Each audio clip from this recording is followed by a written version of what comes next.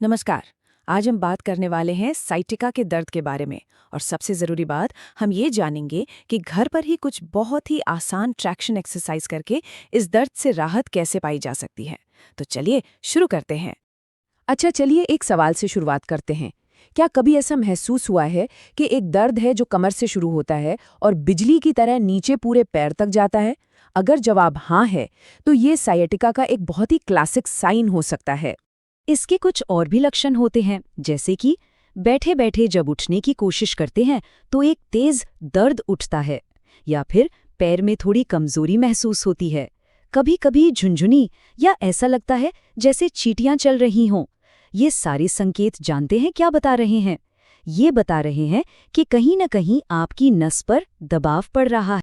तो चलिए हमारे पहले खंड में थोड़ा गहराई में जाकर ये समझते हैं कि आखिर इस दर्द की असली वजह क्या है। तो ये है साइटिका नर्व।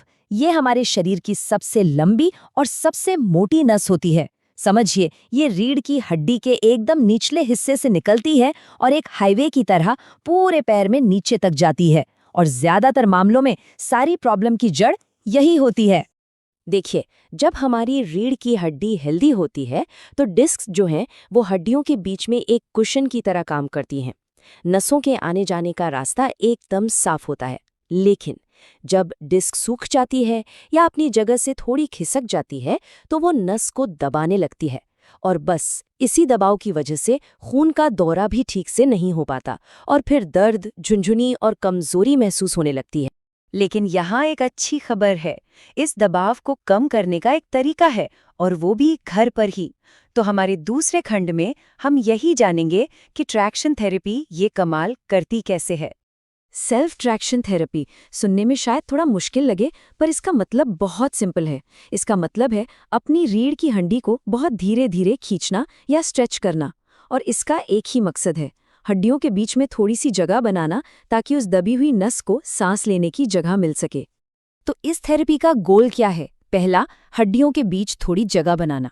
दूसरा, डिस्क पर से प्रेशर हटाना। तीसरा, उस बेचारी दबी हुई नस को आज़ाद करना। जैसे ही ये होता है, वहाँ खून का दौरा फिर से ठीक होने लगता है और दर्द धीरे धीरे पैर के पंजे से ऊपर की तरफ कम होना शुरू हो जाता है। चलिए अब आते हैं सबसे ज़रूरी हिस्से पर। तीसरे खंड में हम बात करेंगे उन 4 कमाल की एक्सरसाइज की, जिन्हें घर पर बहुत ही आसानी से किया जा सकता है। हमारी पहली एक्सरसाइज है स्टैंडिंग पेंडुलम स्विंग। बहुत आसान है। दीवार का सहारा लेकर खड़े हो जाइए। अब जिस पैर में दर्द है उसे बिल्कुल ढीला छोड़ दीजिए और एक घड़ी के पेंडुलम की तरह धीरे धीरे बहुत आराम से आगे पीछे हिलाइए। आप महसूस करेंगे कि ग्रेविटी यानी गुरुत्वाकर्षण आपकी रीढ़ की हड्डी में एक हल्का सा खिंचाव पैदा कर रहा है। इसे बस 10 बार दोहराना है। लेकिन रुकिए, एक बहुत ज़रूरी बात।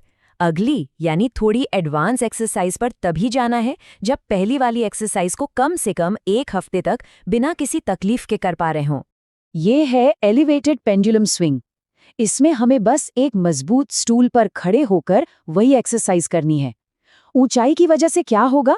आपका पैर और ज्यादा नीचे लटकेगा, जिससे ग्रेविटी का असर बढ़ेगा और आपको एक और भी गहरा और भी अच्छा खिंचाव महसूस होगा। हमारी तीसरी एक्सरसाइज है वेटेड स्विंग।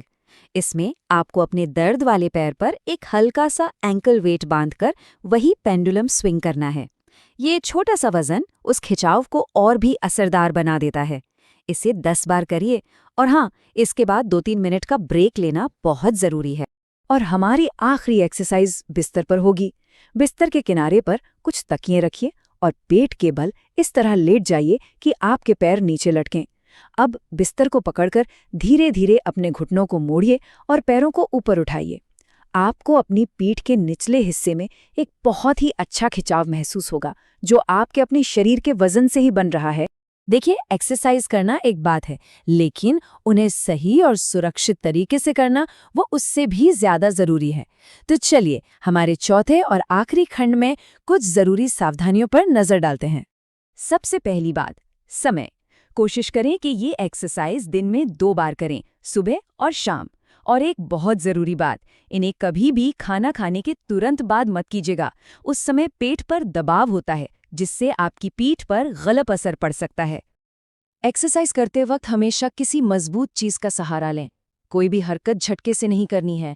सब कुछ बहुत धीरे और कंट्रोल्ड होना चाहिए। और सबसे जरूरी बात, अगर दर्द बढ़ता हुआ महसूस हो तो फौरन रुक जाइए। अपने शरीर की जरूर सुनिए। जानते हैं, आपकी ठीक होने की स्पीड आपकी रोज की आदतों पर भी बहुत निर्भर करती है। कोशिश कीजिए कि 1.5 किलो से ज्यादा वजन ना उठाएं, कोई भी चीज उठाने के लिए सीधे कमर से ना झुकें और बिस्तर से हमेशा करवट लेकर ही उठें। ये छोटी छोटी सावधानियां बहुत बड़ा फर्क ला सकती हैं। और आखिर में बस एक बात हमेशा याद रखिएगा, जिस तरह इस दर्द को बनने में समय लगा है, ठीक उसी तरह इसे जाने में भी समय लगेगा। तो अपने शरीर के साथ थोड़ा धैर्य रखिए और कोशिश करते रहिए। सही देखभाल और लगातार प्रैक्टिस से आपको आराम जरूर मिलेगा।